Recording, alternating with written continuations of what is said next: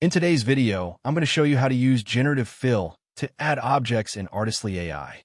Once you're logged into Artistly AI, open your project and go to the Direct Canvas Editor or the Image Editing Workspace.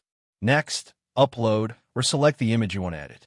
Then choose the In-Painting tool and highlight the exact area where you want to add a new object. Make sure your selection covers only the space where the object should appear, because this helps the AI understand what needs to be generated without affecting the rest of the image. After that, type a clear prompt describing what you want to add. For example, add a modern laptop on the desk with realistic reflections and soft lighting, or place a coffee cup on the table matching the scene's perspective and shadows. Once your prompt is ready, click Generate and let the AI fill in the selected area naturally, blending it with the surrounding environment.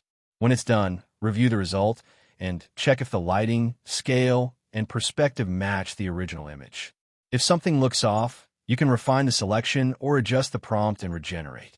Finally, once everything looks clean and natural, download your edited image. Thank you for watching this video. Please feel free to use the affiliate link in the description.